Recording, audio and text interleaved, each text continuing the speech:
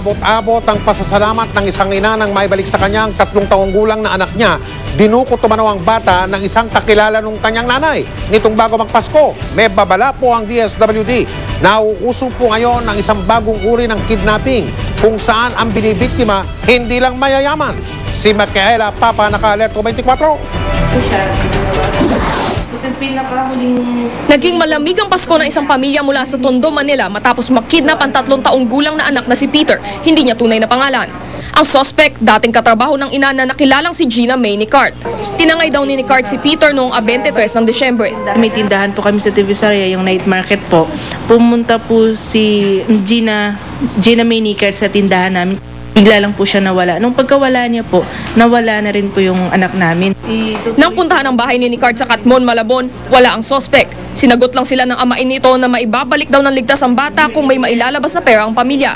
Pero walang halagang tinukoy at hindi raw nagbayad ng anumang ransom ang pamilya. Yung Pasko namin, saka yung New Year namin, wala talaga.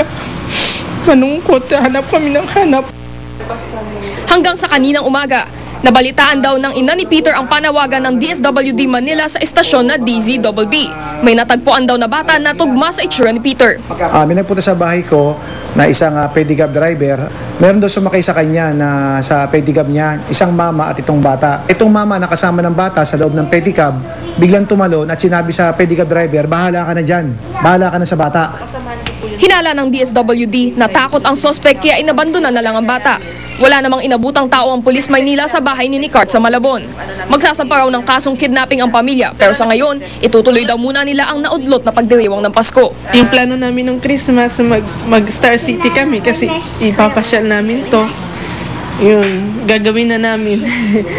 Babala ng DSWD, uso na raw ang mga quick kidnapping tulad ng nangyari kay Peter, kung saan hindi na lang mayayaman kundi pati karaniwang tao ang tinatarget. Pagka kinuha anak mo, antimano, autobusin mo kagad sa akin to, ganitong halaga lang, ibabalik ko sa iyo. Mabilisan, wala na masyadong maraming transaksyon. Kung meron naman kayong dagdag na impormasyon na makatutunton sa kinalalagyan ni Gina May Nicart, tumawag lang sa numero ng DSWD Manila, 527-4916 at 527-1167. Micaela Papa, nakatutok, 24 oras. Sa ibang balita, desidido ang Kamara na ituloy ang pagpapatalsik kay Ilocos Sur Representative Ronald Singson sakaling magain siya ng guilty plea sa kasong drug trafficking sa Hong Kong. Handa naman daw si Singson na harapin ang pananagutan sa Kamara, pero sana raw hintayin munang matapos ang kaso niya sa Hong Kong. Nakatutok si Ivan Mayrina. Sa gitna ng diskusyong posibleng pagpapatalsik sa Kamara kay Congressman Ronald Singson, may panawagan ng kongresista mula sa Ilocos Sur. Sa isang text message sa GMA News, sinabi ni Singson na umaasa siyang sana ay hintayin muna ang resulta ng kanyang paglilitis ng kanyang mga kasamahan sa Kongreso. Hayaan daw muna siyang harapin ang kanyang mga legal battle sa Hong Kong at pagkatapos ay haharapin niya anuman na naghihintay sa kanya dito sa Pilipinas. Nagsimula ang usapang expulsion ni Singson sa kanyang desisyong mag-plead ng guilty sa mas mababang asunto na possession of illegal drugs mula sa orihinal na kasong drug trafficking. Umalis si Singson ng Maynila noong Hulyo papuntang Hong Kong kung saan siya nahuling may dalang 26.1 grams na kalaunay na kumpirmang 6.1 grams lang dito ang purong cocaine. Ayon kay Congressman Miro Kimbo na inatasan ng Kamara na magmasid sa hearing ng kaso sa Hong Kong, sakaling maghain nito ng guilty plea, wala raw magagawa ang Kamara kundi patalsikin siya. Kailangan daw papanagutin si Singson dahil ang bawat kongresista ay dapat sumunod at hindi lumabag sa batas. Sa ilalim ng rules ng Kamara, mapapatalsik ang isang miyembro ng Kongreso kapag inirekomenda ng House Ethics Committee at kinatigan ng 2/3 sa mga kongresista. Pero para kay House Majority Leader Boyet Gonzales, sana ay magkusa na lang si Singson. If tatanggapin mo rin lang naman ang kasalanan na ikaw ay nagkamali, then might as well do it cut and cut cleanly. Admitin mo na lahat and then you spare the House of the tedious process of expelling a member. Do the decent thing to do. And if you admit guilt, then you have to resign. Ganito rin ang pananaw ni Deputy Minority Leader Mitos Magsaysay. Susuportahan daw niya ang expulsion ni Singson pero sana raw ay wag na itong antaying mangyari ni Singson at kusa na lang magbitiw.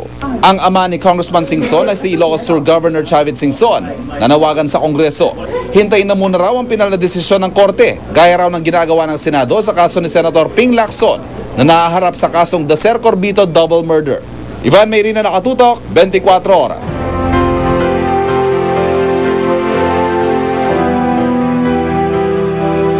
Nito lamang bago magtapos ang Disyembre, may balita nung malawakang pagbaha sa Kabikulan, lalo na sa lalawigan ng Albay.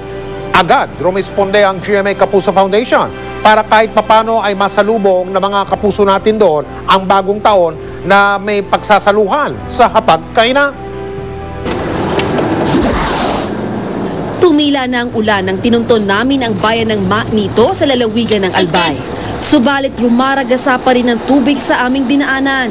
Senyales ng naipong tubig ulan. Malambot pa rin ang lupa papunta sa barangay Nagotgot. Dito namin dinatnan ang mga evacuees na naghahanda ng bumalik sa kanilang tahanan. Sinundan namin ang kanilang biyahe pa uwi. Dito, muling bumuhos ang ulan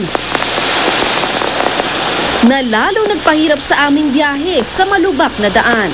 Sinadya rin namin ang sitio Inang Mahirang upang maghatid ng tulong. Madami ng tulong yan sa amin. Mga ilang araw na yan. Ipinakita ng mga residente roon ang pansamantala nilang tuluyan tuwing tataas ang tubig sa spillway at magkakaroon ng landslide. Malakas yung tubig. Saka natakot kayo, baka mag-landslide doon sa Sa kabila ng masamang panahon, ang pamilya nila sasalubungin pa rin ang bagong taon na magkakasama. Gaya ng ibang pamilya, kumpleto ang pamilya Dadap sa pagsapit ng 2011. Pero hindi para magsaya. Pinakang celebrate na namin ito, kasama na namin yung bangkay ng kapatid ko at sa kananay ko. Nalunod ang dalawang kamag-anak nila sa spillway ng sitio Inang Maharang. Nakaligtas sa trahedya ang binatilyong si Albert. Pinilit ko na pong lumangoy papunta doon sa gilid ng ilog. At saka po, minawakan po akong isang bato. Darating pong araw na matatanggap din po namin yung nangyari. Panibagong pag-asa rin ang hatid natin sa mga taga-barangay Malubago. Pag-asa na kanilang babaunin para sa 2011. Ngayon pong bagong taong ito, kaisa nyo ang GMA Kapuso Foundation sa paghaharap sa mga hamon ng 2011. Isa na sa mga hamon na yan, ang malawakang pagbaha naman sa Surigao del Sur. Tutulak po doon ang GMA Kapuso Foundation para magbigay tulong sa mga apektado ng baha. Sa mga gustong magpaabot ng tulong sa marami nating mga kababayan na nangangailangan gaya ng inyong mga napanood, maaari kayong magdeposito ng inyong donasyon sa mga bank account o kaya mag-log on sa www.kapusofoundation.com.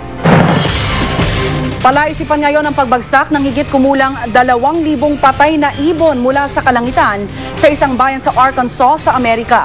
Agad na nagsagawa ng cleanup operations ang US Environmental Services. Nakasuot pa ng mga protective suit ang mga nagpulot sa mga patay na ibon.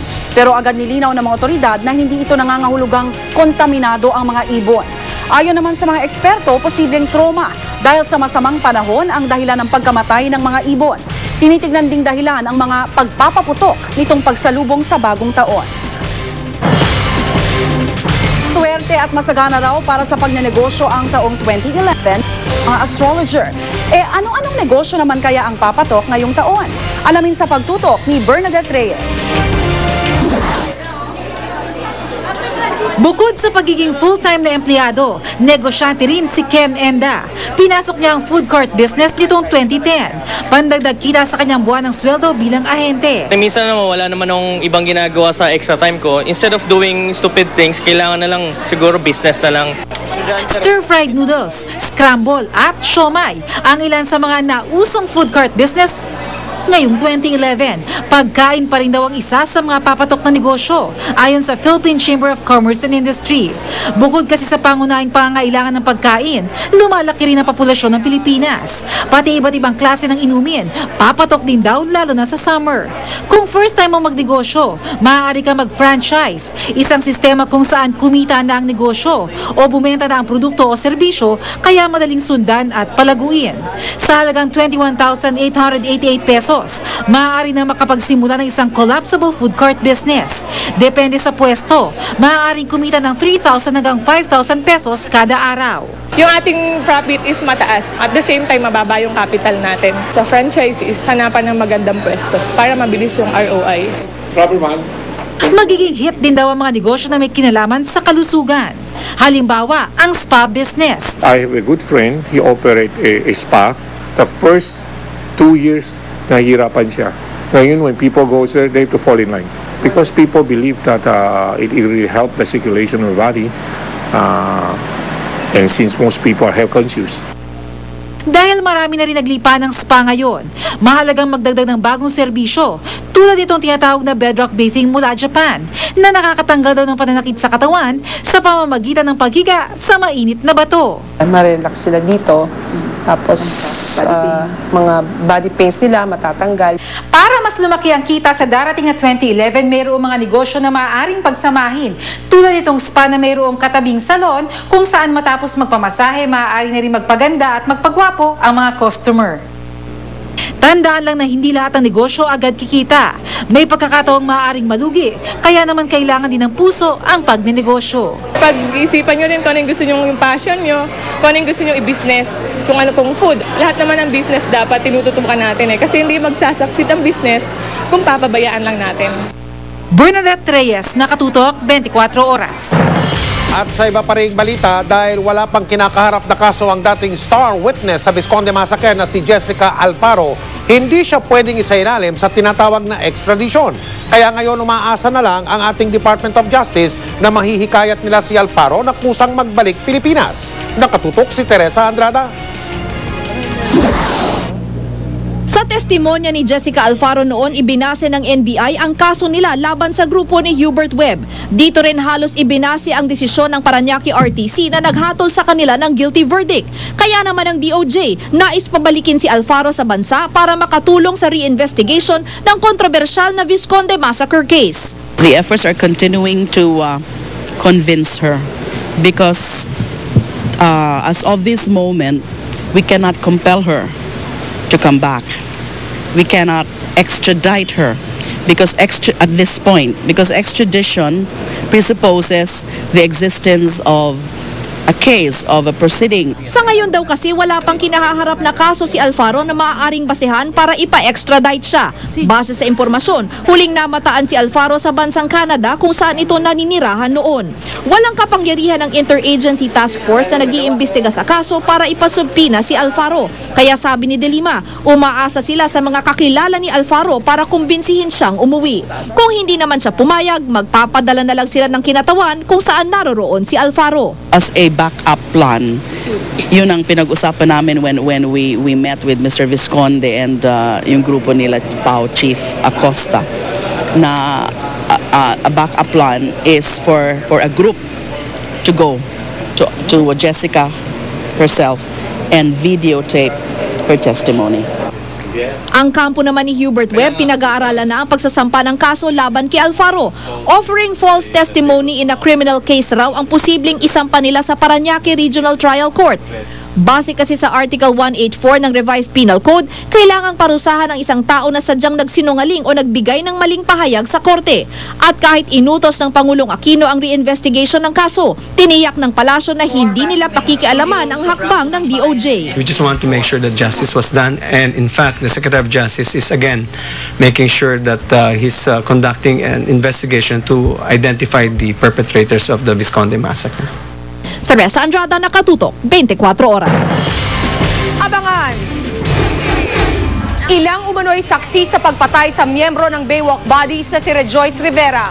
Hawak na ng pulisya. Formang Lady Gaga at Korean pop. Uso pa rin kaya ngayong 2011? At si Agimat at si Enteng Cabizote nangunguna pa rin sa takilya. Walang patid na pagtutok dito sa 24 Oras.